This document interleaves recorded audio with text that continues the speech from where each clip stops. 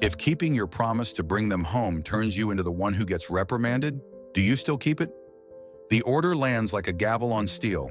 You're not welcome here. The Admiral's voice doesn't rise, it simply erases her. Boots pause. Conversations die. A gull wheels over the ramp at Naval Base Pacific Point, and the only sound left is the flag halyard tapping the mass. She doesn't argue. She doesn't even blink. Major Claire Whitfield stands her ground cap square jaw, calm eyes a clear winter blue that have watched men leave and vowed to see them return. The Admiral pivots away. Across the tarmac, a line of Navy SEALs goes still as stone. One man lifts his hand, then another. Then all of them, silent, precise, uncommanded, come to attention and salute the woman their Admiral just sent packing.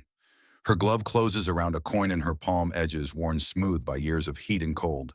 On its face, a single line is stamped deep enough to outlast weather and war. I bring them home. Wind moves through the signal flags like a breath held too long. No one speaks. Even the gull is quiet. Why do they salute the officer who was just ordered off the base? She slips the coin back into her pocket and turns toward the gate, one measured step, then another until she stops. The same choice presents itself as it did on a night no one will talk about and everyone remembers. Today, does she walk away or stay like that night? The morning at Pacific Point carried a softness that disguised the steel beneath. Dawn light shimmered across the Pacific, its reflections spilling into the quiet streets of the naval base.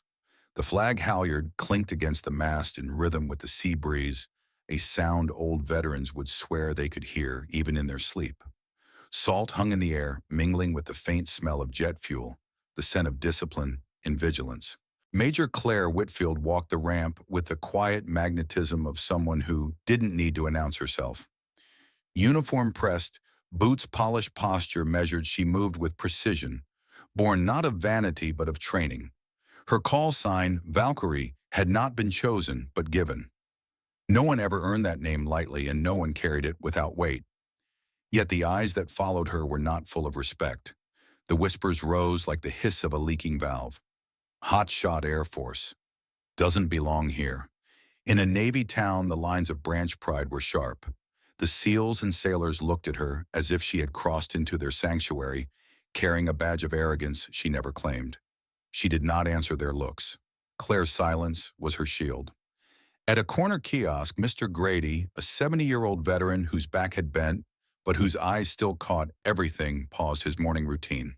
His hands shook slightly as he set down a cup of coffee and looked at the coin Claire carried loosely in her palm. Its engraving, "I bring them home," was unmistakable. His voice rasped barely above a whisper, but steady. She stayed. He said no more, but the words lingered like smoke. They seeded a question unspoken in the hearts of those close enough to hear. From across the parade square, Rear Admiral Collier, tall, crisp, every ribbon on his chest aligned with mathematical precision, strode forward. He caught her eye but withheld the return salute, a deliberate act more cutting than a shouted rebuke. His words were cold steel. "Not here, you're not." The air thickened. No one spoke, but the balance of power tilted. In that moment, Collier embodied the institution, the chain of command, the moral weight of rules. Claire stood opposite, steady, disciplined, but marked by wounds only a few knew. For those unfamiliar with the acronyms whispered in operations rooms, a JTAC, a Joint Terminal Attack Controller, is the ground controller who directs aircraft during close air support. They use a 9-item checklist called the 9 line to make sure bombs land where they should and never where they shouldn't. In that system, trust is oxygen. Lose it and men die. For veterans of an older generation, bringing them home was more than words. It meant the folded flag carried to a widow's hands, the final promise to a mother waiting by the door. The sacred trust that no one is left behind. To say it and mean it was to sign your life to that duty. Later, alone in the locker bay, Claire lifted her flight helmet. Tucked inside, worn from sweat and years, was a photo of her brother-in-law, a Marine who had never made it home. Her fingers brushed against a scar on her back, hidden beneath an inked eagle tattoo that spread its wings where pain had once broken her. She pressed the photo, closed her eyes, and whispered to the silence, as if confessing only to herself, "I stayed." The words came down not as requests, but as verdicts. A Priority 1 Joint Tasking Order, signed out of the Pentagon, stamped with the weight of national interest. The message was clear. Major Claire Whitfield call sign, Valkyrie was no longer a visitor, no longer an outlier. She was embedded formally with a Navy SEAL team for ISR intelligence surveillance reconnaissance and KS close air support. Doctrine didn't leave wiggle room. When the Joint Force said priority one, it meant lives were dangling by a thread and time had nearly run out. The target was a paramilitary syndicate that intelligence called the Gray Tides. Not insurgents in sandals, not amateurs. A network sharpened by black market weapons and digital warfare with backing that blurred the line between organized crime and covert state power. Their specialty wasn't brute force, but disruption GNSS jamming that could turn GPS into a liar. Manpads lurking in canyon shadows, heat seekers waiting for the hot glow of an engine. And worst of all, a hostage high enough in value that Washington itself was holding its breath. The location, a canyon system carved like a labyrinth, jagged cliffs that bent radio waves and swallowed aircraft whole. The SEALs had been preparing for weeks, rehearsing on mock terrain, mapping entry and exit points. But without eyes above, without someone who could read the shifting puzzle in real time, the plan was a coin flip in a storm. When Claire stepped into the dim briefing room, the smell of coffee and sweat pressed into her uniform. Maps glowed across the digital board lines, etched like veins across the canyons. Commander Mason leaned scarred, and all business didn't look up as he spoke. "We need your eyes, not your speech." His tone wasn't cruel, it was clinical. He didn't need her explanations, her defense against whispers. He needed her skill. Claire only nodded. Words would not convince these men. Performance would. The room shifted to technical talk, acronyms rolling like marbles across the floor. For the untrained ear, it was noise. But for her, each word locked into place. The F-35A Lightning II she would fly wasn't just an aircraft. It was a nerve center. Its DAS, distributed aperture system, stitched together a 6-camera sphere, feeding her eyes in all directions at once. Its EOTS, electro-optical targeting system, gave her the ability to pierce weather-scan heat signatures and track moving threats across miles. For close air support, it meant precision instead of guesswork. The ordnance was tailored: the SDB-2 Stormbreaker, a 250-pound weapon with a tri-mode seeker millimeter wave radar, infrared, and laser. It could see through haze, strike a truck weaving down a canyon road, or silence a radar antenna hiding under camouflage netting. Unlike the old heavy bombs, this was scalpel, not hammer. Above her in the skies would orbit an E-3 AWACS, the airborne warning and control system, its rotating radar dish, feeding a god's-eye view of everything moving across the region. It was the orchestra conductor while she was the soloist. Fuel lifelines stretched from the KC-46A tanker, the difference between staying on station to protect lives and leaving with fuel gauges empty. And knitting it all together was Link 16, the secure network that pulsed with tracks, text, and short bursts of voice. It was a language the battlefield shared, each blue symbol a friendly heartbeat, each red mark a threat to be hunted. Still, limits remained. Bingo the call when fuel dropped to the minimum needed to make it home. Winchester when the racks were empty, no ordnance left. In battle, those words could arrive sooner than anyone liked. Mason leaned forward, eyes sweeping the room. Gray Tides won't play by the textbook. They'll bait us, they'll jam us, they'll bleed us with patience. Our mission is to get and extract the hostage and get out alive. We need Valkyrie's fusion eyes on us every second. From the back, Admiral Collier's voice cut through the room like a drawn sword. Textbook exists for a reason. You lose discipline, you lose men. Safety first every time. Mason didn't flinch. If we wait for the book to catch up, Admiral, we'll be burying good men by the weekend. The silence was thick enough to drink. Claire stood between two worlds, one of rigid doctrine, the other of ground truth, where seconds decided lives. She felt the coin in her pocket, its edges warm against her palm. From the cluster of SEALs near the door, one voice slipped out, not loud, almost reverent. Valkyrie. Others turned to look at her, not with suspicion this time, but with the quiet gratitude of men who knew stories that weren't in the briefing slides. The loop tightened.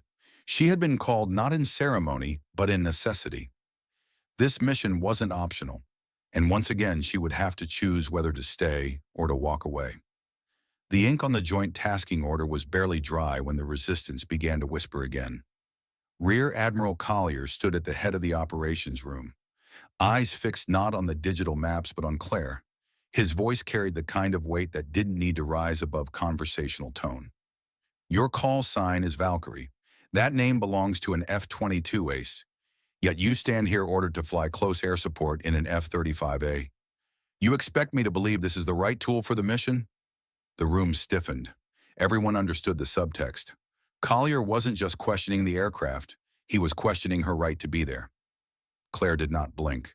Her reply was measured calm, the kind of cadence that came from 1,000 hours in cockpits where panic killed. Today I'm flying the F-35A.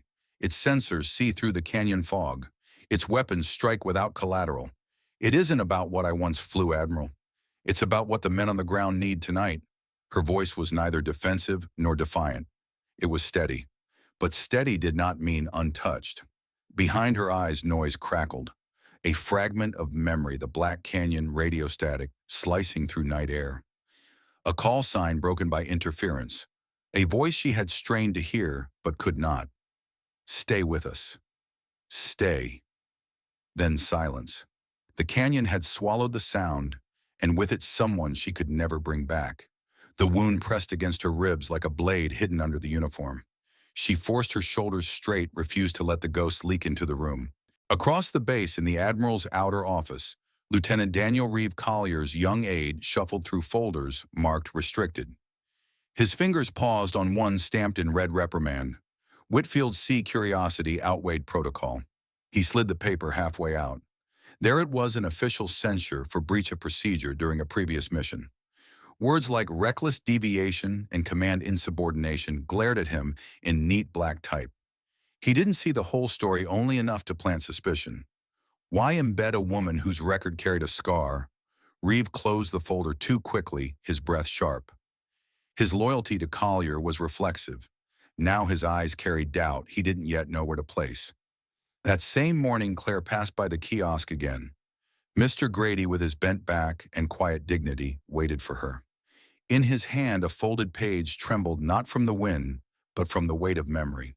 "My boy," he said, voice rough as gravel. He wrote this before he passed. Claire unfolded it carefully. Just a few lines written in the uncertain hand of a soldier, too young to be wise and too old to pretend he wasn't afraid. She stayed, it said. That night when everyone else pulled out, she stayed. And because of that, I saw home again, if only for a while. Claire's throat tightened. She folded the paper back, pushed it gently into Grady's hands. That was his strength, not mine. She walked away before gratitude could turn into something she didn't know how to carry. Later, as she exited the ops building, the sun casting long shadows across the tarmac, Reeve stood at the door. His eyes followed her, not with hostility, but with unease, as though he had glimpsed something hidden and dangerous in her past. To the watching audience, suspicion curved toward him. Was he just a loyal aide or the seed of betrayal in their midst? Claire adjusted her cap coin, pressing warm against her palm, and kept walking. The base behind her murmured with voices, doubts, and judgments she had learned long ago not to answer. The only answer would come in the air, where discipline and ghosts collided, and where promises were either broken or kept. The briefing room was quieter this time.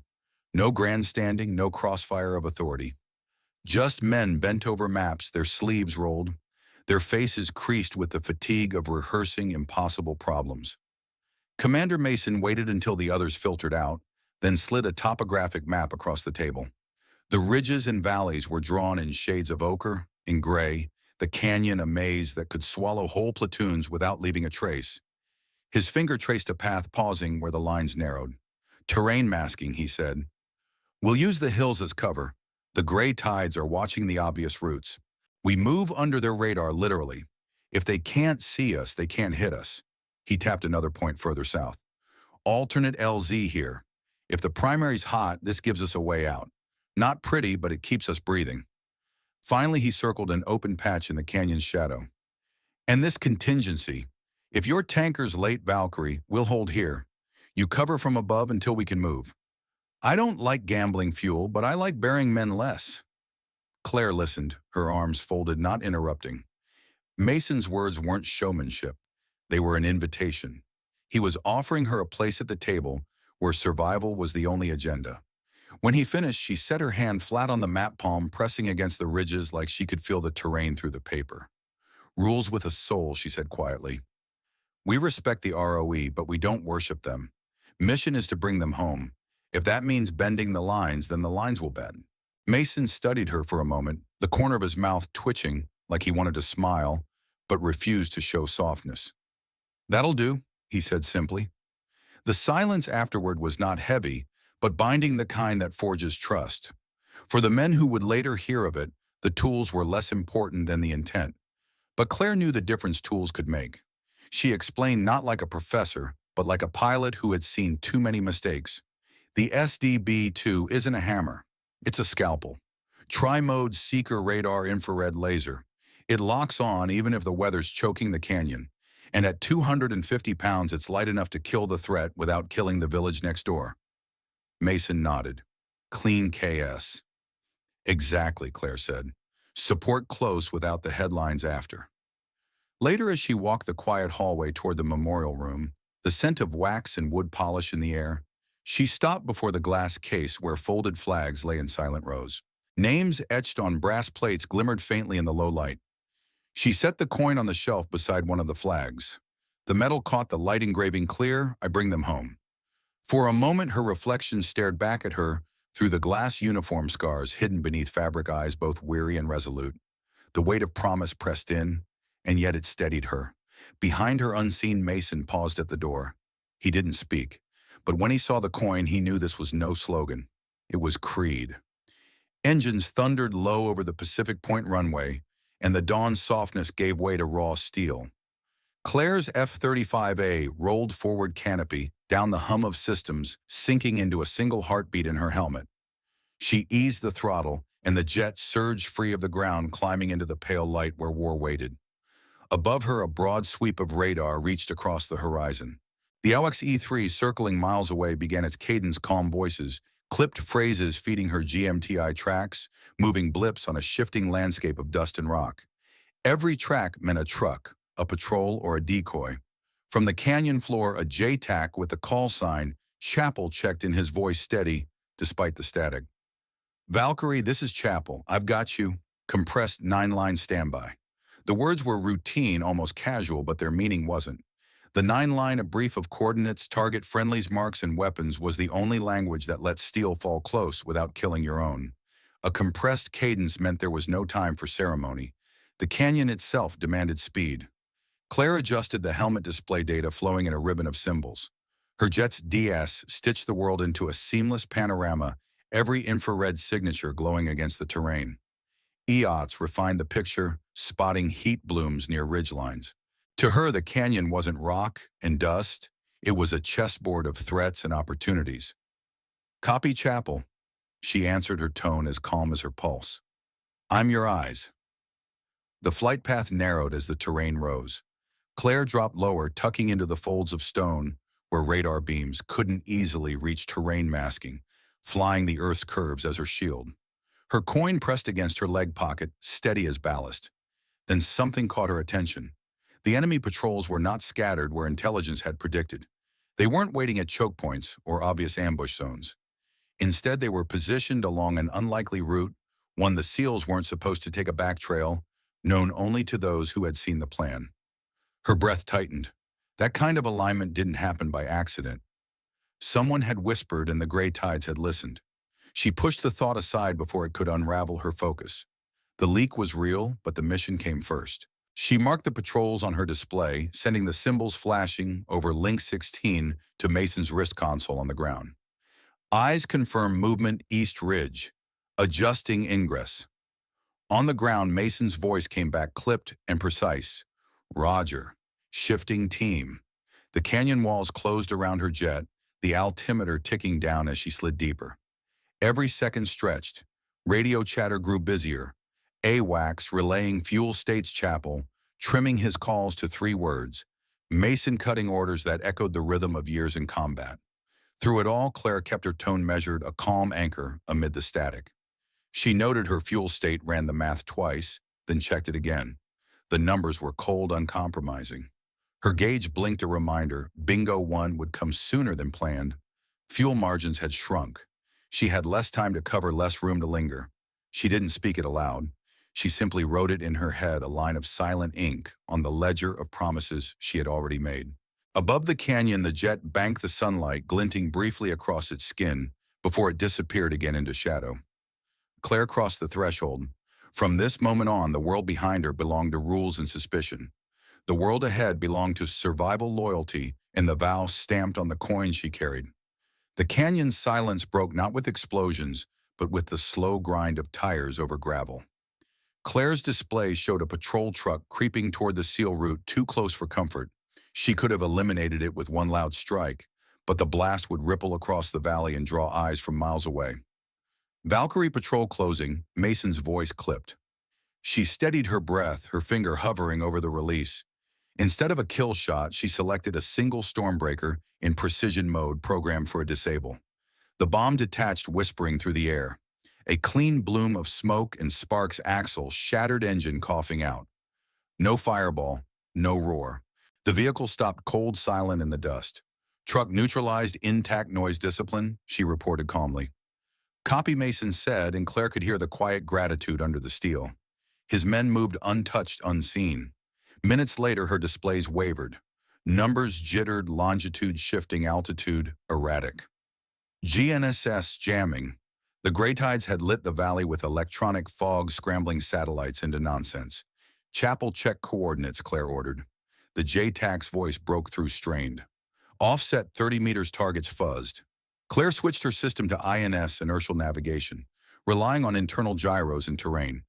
It was an older skill, one that required trust in the machine's memory and her own intuition. Her voice came steady over the net. Chapel, slow it down. 9-line compressed but clear. Mark friendlies again. The JTAC recited each element, crisp location, target friendlies, mark egress.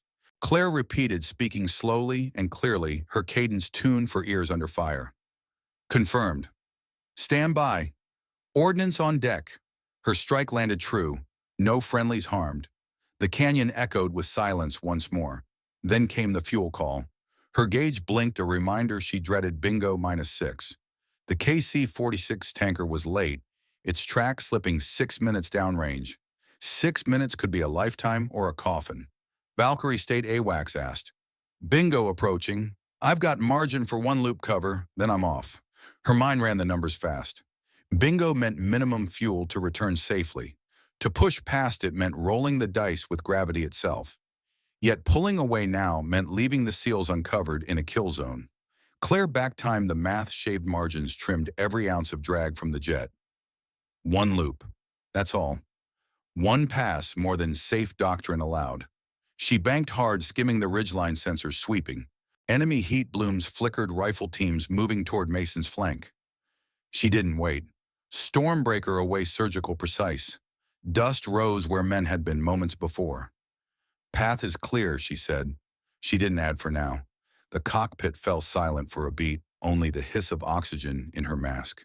She reached up, adjusted her helmet strap, and her fingers brushed the edge of the photo taped inside.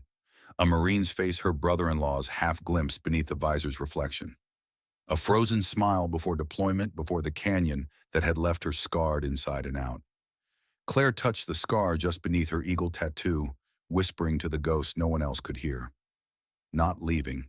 The promise wasn't just to Mason or the Pentagon or Collier glaring from the base. It was to the men below and to the memory that lived in her helmet. And for now, the jet stayed overhead, a shadow with wings refusing to let go. The desert valley stretched out like a trap drawn on parchment lines of ridges, sudden cliffs, heat rising in waves. Claire's visor glowed with fused data from the F-35A's sensors, each contact colored and tagged. Then a convoy appeared on her screen, 4 trucks crawling through a ravine, engines hot, shapes clear. But something was off. Her EOS camera tracked the lead vehicle. The infrared signatures didn't match, too smooth, too uniform. Not human heat, not weapons heat, false loads. Possible convoy grid 9-5, she called to Chapel, the JTAC. But IR is wrong. Say again, Mason pressed from the ground. They're decoys, Claire said, jaw tightening. Painted shells with heat plates, designed to make me shoot first. She held her fire. One wrong strike would blow stealth-send shrapnel singing into the canyon and expose Mason's men to a swarm waiting just out of sight. Her thumb hovered over the release, every instinct screaming to end the threat. But her judgment overrode the impulse. Negative shot. Holding. They want me to commit. Seconds ticked. The convoy rolled on harmless, empty. And just like that, the trap was revealed, another line of heat signatures hidden on the ridge above Mason's flank. Claire banked hard marking positions. She'd saved them by not firing, but the restraint came at a price. Her fuel counter blinked again, bingo too. She had burned deeper than doctrine ever allowed. The tanker wasn't close enough yet. Every pass now was stealing time from the safe return margin. Below, Mason's voice cut in rough and urgent. "We've got a man down, bleeding bad. Need cover for evac." Chapel's radio broke into static jamming, surging harder now, like the enemy knew exactly where to press. Comms dropped words, syllables garbled. The JTAC's voice cracked through only in fragments. "Mark. East. Danger close." Claire steadied her breathing, forcing clarity into chaos. "Copy. Read back. Partial. I have your mark." Or, "Stand by." She shifted to INS cues again, aligning terrain outlines by instinct. The mission wasn't just about precision anymore. It was about faith between those on the ground and the single shadow above them. Back at the operations post, Admiral Collier paced behind the screens. His order hit the net like a hammer. "Maintain SOP spacing. Minimum altitude. Pull back until comms stabilize. That's doctrine."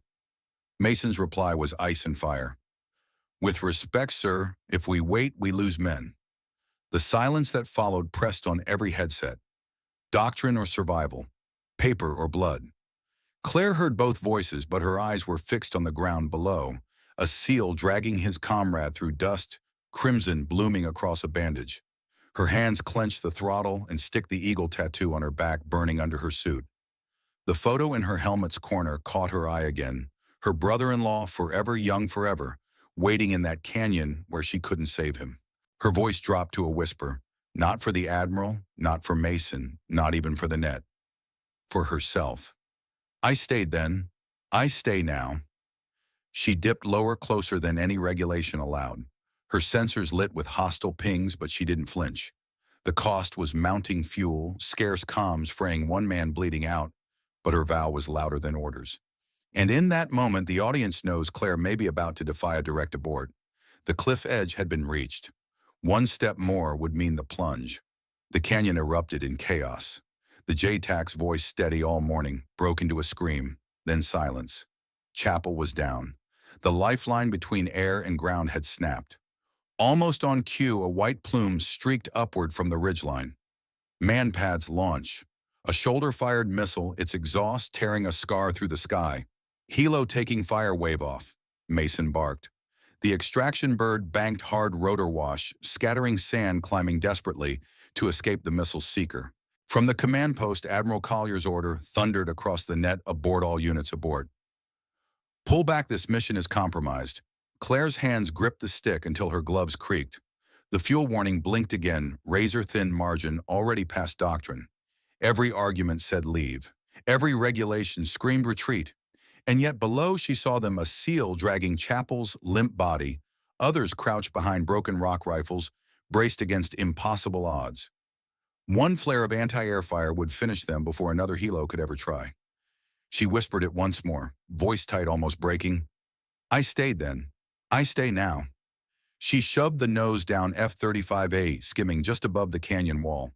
Terrain masking cut her radar profile, but it also brought her into the teeth of ground fire. Warning tones chirped in her headset. Still, she pressed, lower eyes locked on her sensors. The distributed aperture system stitched together a picture of the valley in glowing precision. The EOTs locked onto the source, an open pit carved in rock, the anti-air team reloading for another shot. "Valkyrie, abort," Collier thundered, but her thumb flipped the weapon release switch. She pulled the coin from her thigh pocket, squeezing it between her fingers, knuckles white against steel edges worn smooth by years of promises. "Bring them home," she breathed, then pushed. Two stormbreakers fell in ripple release, a heartbeat apart. In her HUD, they streaked toward the pit, one silver arc, then another. Sweat slid down her temple. Every nerve in her body was strung to breaking. Impact. The canyon lit in a double bloom of dust and fire. The pit collapsed inward, swallowing its crew and their launchers. Shrapnel spiked skyward, but the blast was tight surgical, enough to silence the threat. The helo turned back, pilot's voice ragged with adrenaline inbound. Clear for landing. For 3 seconds, just three, Claire's vision fractured. The cockpit dissolved into another canyon years earlier. Black Canyon. The radio crackled, broke in her brother-in-law's voice, bleeding through static. Bring them home. The words tore through her chest like shrapnel. She blinked hard, forcing herself back into the present. Mason's voice steadied her. We're moving. Cover is solid. We'll make the LZ. Claire exhaled a sound halfway between a gasp and a prayer. Her coin lay warm against her palm, the engraving pressed deep into her skin.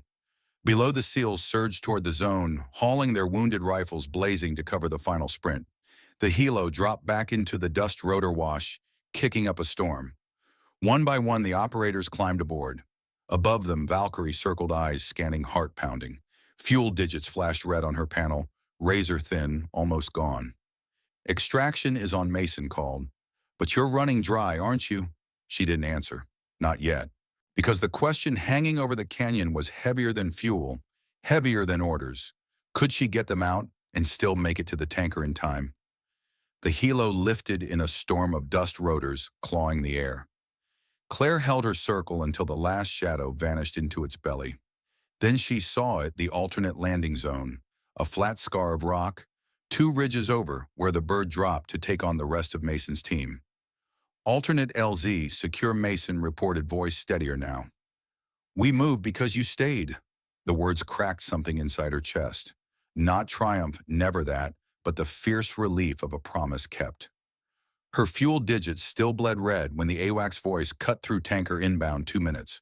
She banked, climbing fast to meet the KC-46 that shimmered like a silver cross against the morning sky. The boom locked a mechanical kiss of salvation.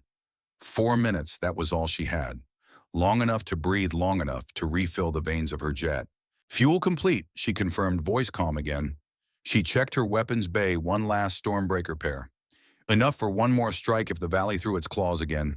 She turned back toward the ridges, the SEALs still a moving dot chain below. Back at the operations post, Lieutenant Reeves scanned the comm logs, jaw clenched. Something was wrong. Too many enemy units arriving exactly on cue. He followed the paper trail past encrypted relays, past the chatter of routine transmissions, until the source fell into place. Not a uniform, not one of theirs. A contract logistics worker badge access in and out of restricted files. The real leak. Reeves' eyes hardened. Whatever suspicion he'd held toward Claire dissolved in an instant, replaced by a new fear. Someone inside their own wire was feeding the enemy. Claire steadied her jet over the canyon, mouth her fuel margin restored, but her promise far from over. Below, the mission bent toward survival. Above, a single coin in her glove whispered the same vow: bring them home. The valley should have been emptying, but the enemy wasn't finished. Smoke laced with metallic powder rose from burning wrecks, blooming across Claire's sensors like a storm of false stars. Targets multiplied, phantom echoes filling her display. She didn't flinch. Fingers moving quick, she loaded a set of Link 16 noise decoys, ghost tracks that mimicked aircraft diving in. The valley lit up with hostile fire mortars, rifles, even a hidden anti-air pit giving itself away. Exactly what she wanted. Decoys hot, she called. They're showing their hands. Shift left 30 meters. Below, Mason's men pivoted smoothly, pulling their wounded toward a corridor now stripped of threats. The trap meant for them had sprung on its makers. In the ops post, Admiral Collier leaned closer to the screen, eyes narrowing. For the first time all day, he wasn't angry, he was silent. Watching an officer he'd dismissed turn chaos into survival, with nothing more than calm judgment and risk carried on her shoulders. Something in him moved, old certainties cracking.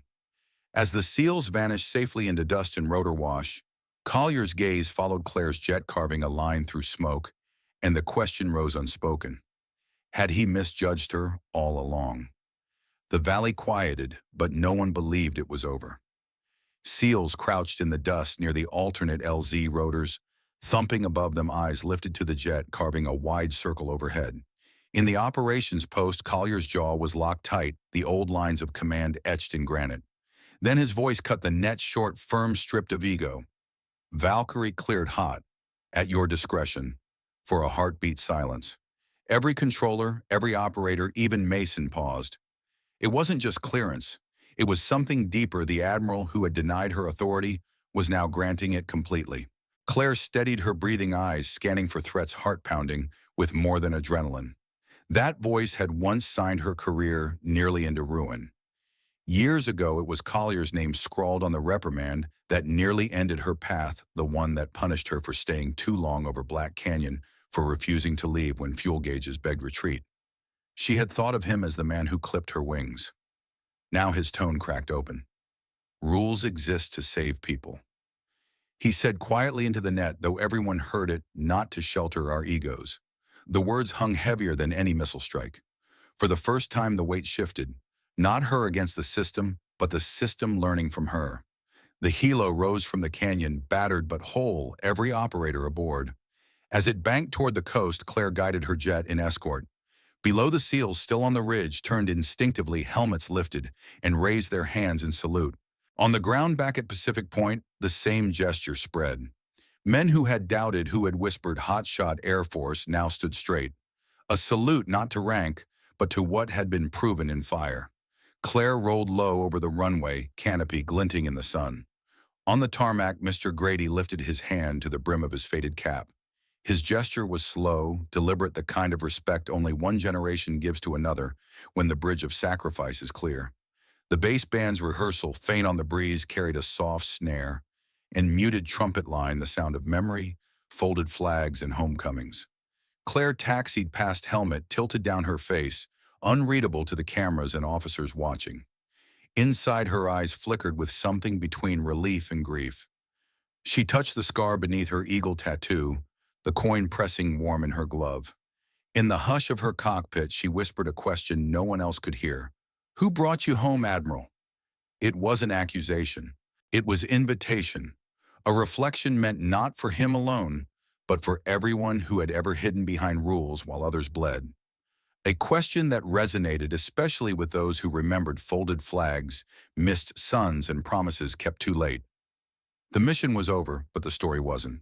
The salute of warriors, the concession of a proud admiral, and the quiet question in the heart of a woman called Valkyrie, these would linger long past the dust of this day. The valley faded behind them, but its lessons carried forward like engraved lines no storm could wash away. 3 truths remained. Discipline needs a heart. Rules matter, but only when they serve life, not pride. Competence can outrank rank in a fight. The uniform's stripes mean little if skill and courage do not stand behind them. A promise can be life-saving doctrine. One vow kept in the hardest moment can guide men home when orders fail. And so the theme echoes one last time. Respect isn't rank. It's the last man stepping off alive. Duty is not just to the mission, but to each other, across generations, across scars, across moments when we must be brave enough to correct ourselves. Gratitude ties us, courage redeems us, and promises bind us more strongly than any regulation. Now I turn to you. Who was the person that brought you home? A friend, a parent, a mentor? Write their name in the comments so together we remember them not as legends, but as real souls who kept their word